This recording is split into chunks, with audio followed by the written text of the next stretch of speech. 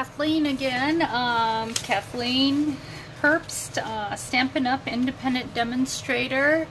You can find me on my blog at alohapapergems.com or right here on my Facebook page.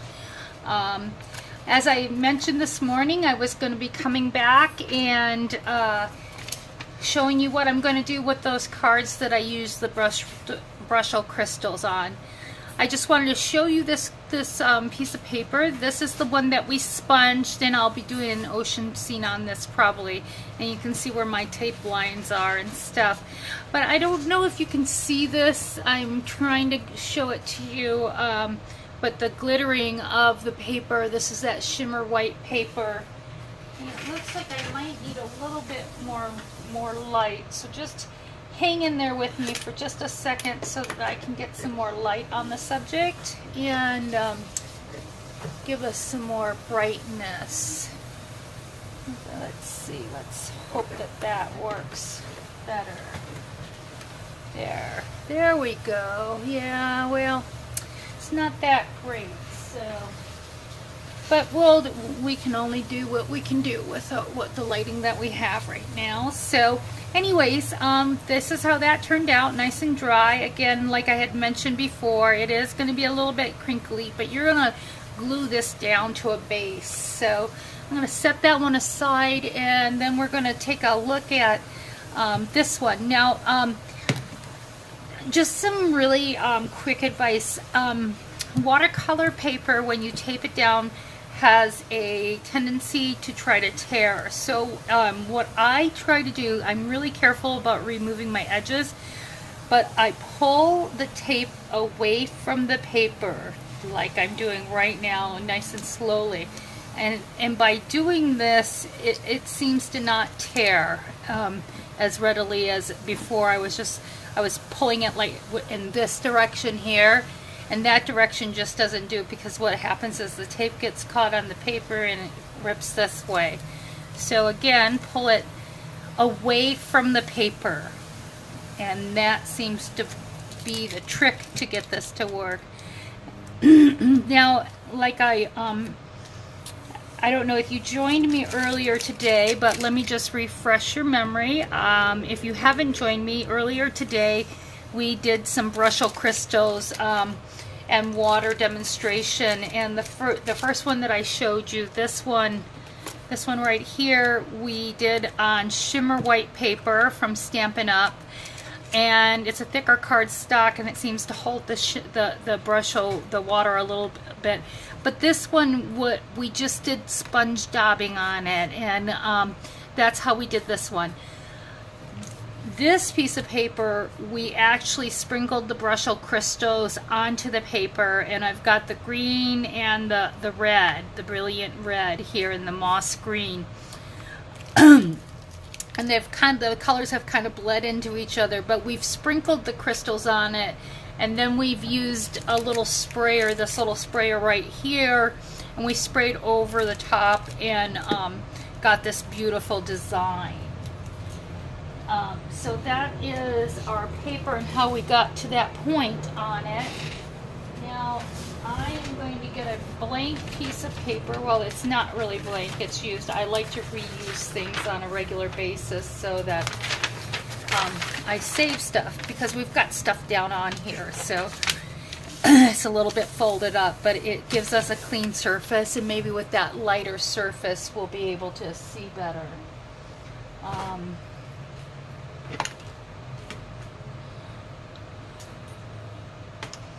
Okay, so now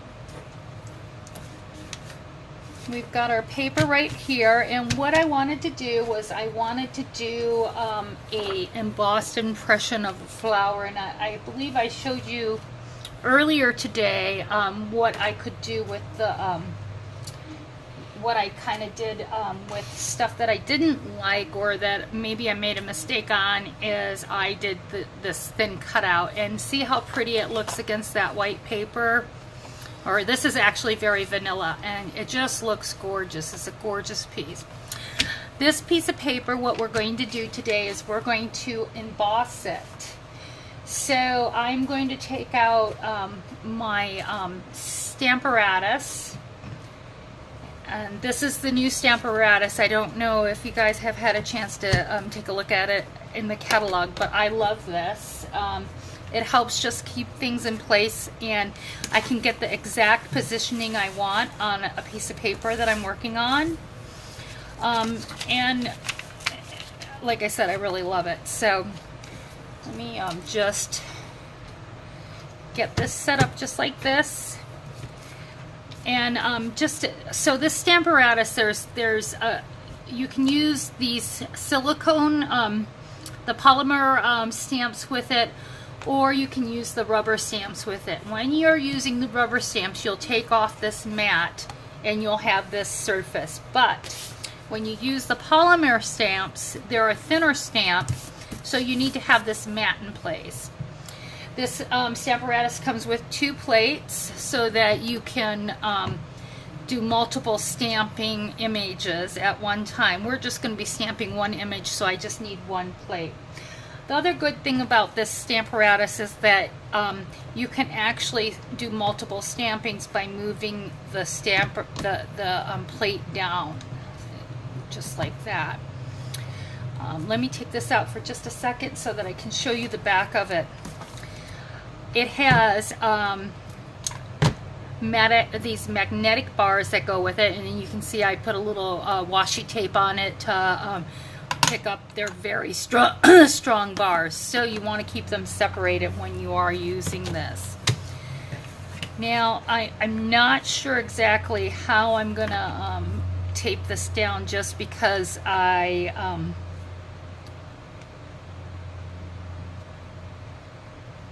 so I think I'm gonna put the bar right here, because that's where I want my my flower to line up, is right in that space. And this is a pretty big image, and it's going over the paper, and that's okay.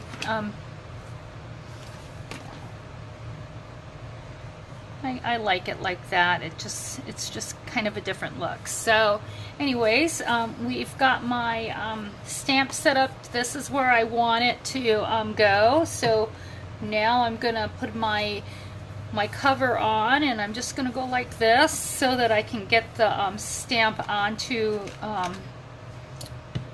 the cover of my Stamparatus. And now I've got that cover on, so I'm good to go. And I am going to do some embossing. So I've got my heat tool out. I'm going to be using white embossing powder. And this is Versamark, which we carry, which Stampin' Up! Carries. And I'm just going to go ahead and get the Versamark all over my flower here, and get that stamped up really nicely. Now, make sure I have my, yeah. Okay, so I'm going to go ahead and just stamp my image, and I'm just, because this is such a big stamp, I just want to make sure that I rub it really nicely on there to get everything on. And what I like about the Stamparatus is that if I don't feel like, you know, if I had colored stuff on here and I thought that it really wasn't doing the getting, that the image wasn't dark enough, I can always re-ink, which I just did, and the stamp ends up at the same place every time. So it's a really great tool to have. Now I'm done with that. I don't need that anymore. I'm gonna put a piece of paper under it though, so that because I haven't cleaned, well, let's just get the baby wipe and clean it off. I use these little baby wipes to clean off my stamps before I put them away, and they work great. I have a rag too that we use, a chamois. I just didn't want to get it out, for this. I try to clean as I go, so that my stamps stay nice. Oh, I forgot to tell you what stamp this is. I'm so sorry. Look, this is the Rose Wonder stamp set. I love it. It is one of my favorite stamp sets, and I haven't had the chance yet to put my dies onto a piece of magnetic paper, but this stamp set is really awesome, and it has a lot of great sentiments on it, and I really love the flowers that come with it, and I love the die set. I mean, these dies are really beautiful, and it comes with that large rose. It also comes with a smaller rose as well. So it's really a nice set. So I'm going to set that aside right now. We will be using that again. And then I'm going to go ahead and put away my Stamparatus. The one thing you got to make sure with the Stamparatus is that you don't get the magnetic bars too close together, because once they attach themselves to each other, they're very hard to get apart. They break really easy, so you just have to be very careful, and I've been very blessed not to have it break on me. So I'm just gonna put my Stamparatus away. The Stamparatus, you can't put the plates together like this, so I'm just going to show you what I mean. You can't store it like this because it just doesn't close. What I do to store my Stamparatus is I put my plate right there where the other side of the hinge side is sticking out, and then I put this one down, and that is a great way to store it.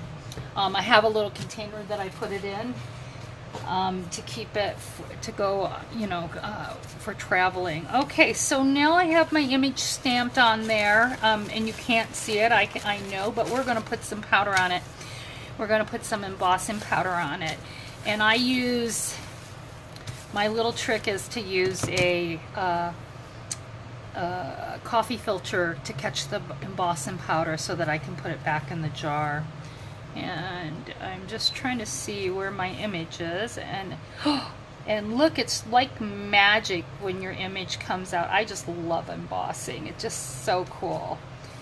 And usually you wipe down your image with a embossing powder thing. I didn't do that this time. I find that it doesn't really matter with the watercolor paper. It doesn't seem to stick, and I'm okay if it does. It's just not one of those big deals for me. I see that it is sticking a little bit, so just go like that.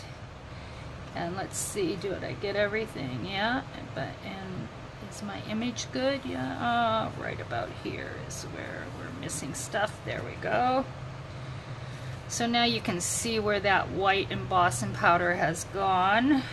Looks like we missed something right here on this side. Yeah, no, that's the way it was. Okay.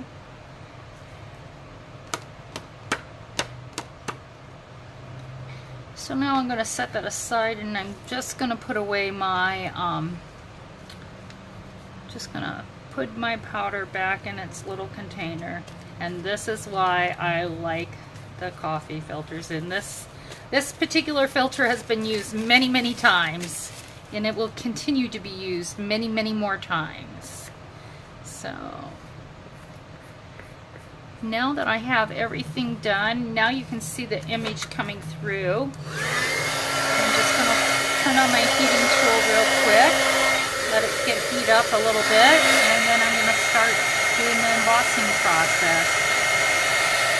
And with the embossing process, what you want to see is you'll see the granules just kind of starting to melt to the paper, and that's when you know that it's doing its job.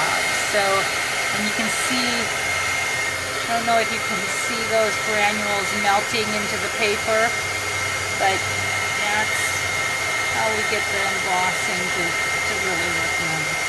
Just melts right there.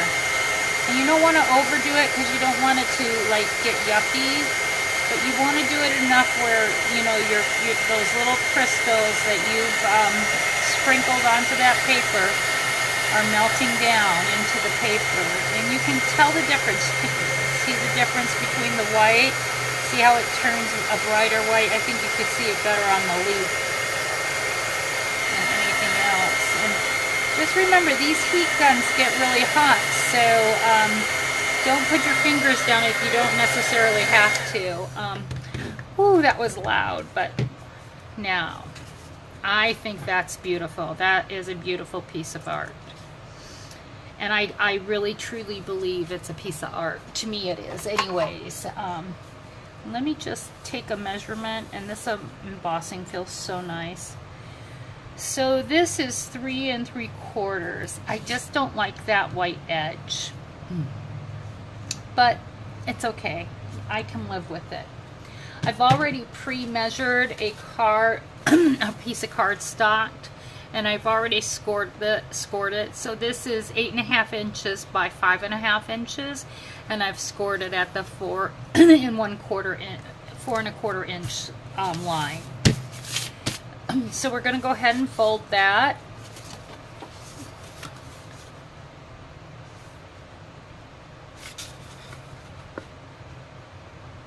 And even though I score things, I still like to make sure they line up. I'm just that way. And then we're going to take our boning tool, our bone folder, and we're just going to go across the card like that. I do it on both sides. I find that helps for it to not flip up so much. So, and there we go. Now, I love this image. I love the framework. I could put another backing behind it, but I don't think it needs it. I think I'm going to leave it just like that. I'm going to put my sentiment up here. So let me go ahead and I'm going to glue this down, and then we'll go ahead and put the sentiment on it. So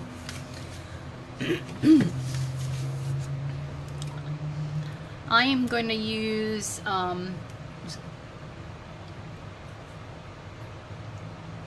some regular glue. This is called this is our glitter glue. It's a designer glue that dries clear. It Stampin' Up! Doesn't carry it. They carry a multi-purpose Tombow glue, which is this glue right here. This is a great glue. My problem is that I live in Hawaii, and the humidity here this glue doesn't work as well as this glue. So, you know, I have to make adjustments for that. Otherwise, I'd be using the multi-purpose glue, but I find that it will dry, but it dries very tacky, and it just isn't something that I can use here. So I don't. Well, I do on some things. It just depends, and it depends on whether I'm keeping it or I'm sending it off someplace where the weather's not as much humidity. So I'm just going to center this card, just like that, and God, it looks so beautiful. It looks like you could frame it, and you probably could. I mean, this is just to me, I think that these are pieces of art. You know, I just feel like they're pieces of art. So, and I think they're beautiful, and they're worthy of being framed. So now what I'm going to do is I'm going to cut a piece of this very vanilla here, and I'm going to cut it so that it is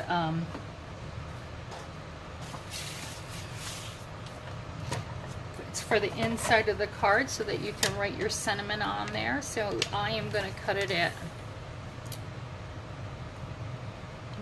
at 4 inches because I want that 1/8 inch all the way around border, the 1/8 inch border. And then 5 1/4 inches, just like that. And this is going to be the inside of the card.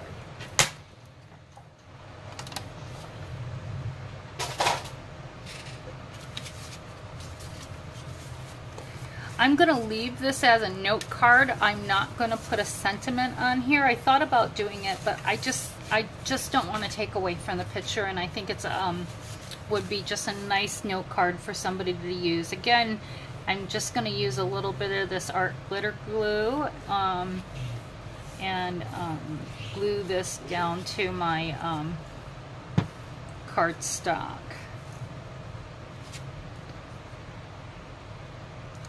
sometimes a blank note card is just as good, because you just want to send a note to somebody, you know. I could put a thank you on here, but if somebody were, you know, if you sell your cards, or you're giving them away as gifts, you know, or packets of cards, then this is something where somebody can pick up and there's no sentiment on it, so you could say happy birthday inside, you could write your own sentiment inside, you could make it your own. So that pretty much does it today. I hope you learned a lot from that video, from this video. Again, I'm looking at this one thinking that I have to do something with it soon, so you can see me, my mind's going again. My thought is truly to do some sponging. So we'll see. Maybe next time I'll have another technique for you guys to use. Thank you for joining me today. I hope you enjoyed this video. My name is Kathleen Herbst. I am an independent demonstrator for Stampin' Up. Please, if you would like to purchase any of the products that you've seen here today, except for the ones that are not from Stampin' Up. The art glitter glue I've gotten from Amazon. You can order that on Amazon if Tombow doesn't work for you. If you like Tombow, it's in the Stampin' Up catalog. Today we use the Stampin' Up embossing powder, the white embossing powder. I really love this embossing powder, and I have tried other embossing powders, and what I like about this embossing powder is that the powder is really fine. So I found with other embossing powders, and I have tried quite a few, that the other embossing powders are more granular, so you don't get that smoothness from them. So I used the color I used today was it was a wild wasabi. Unfortunately, it's not available anymore. It is a retired color, and I had bought a whole pack of it. But the new color that I find works just as good, that is kind of a match for this, is the what is it called? It's called Granny Apple Green. Is a pretty close match, and if you look here, you see it is a really close match to that. Not quite there, but almost, you know. So there you go. Again, if you're interested in any of these products, please visit my blog at www.alohapapergems.com. You can click on shop and find all kinds of beautiful things to create cards and boxes with. If you'd like to purchase cards and you if you're not a crafter and don't want to make, but you want something lovely like this, I do have an Etsy shop, and that is at etsy.com, etsy.com, and my shop name is Aloha Paper Gems. So look for me there if you're interested in buying any cards, or you can just message me on Facebook, on my Facebook page. Thank you so much for joining me today. I hope you all have a wonderful afternoon. Aloha.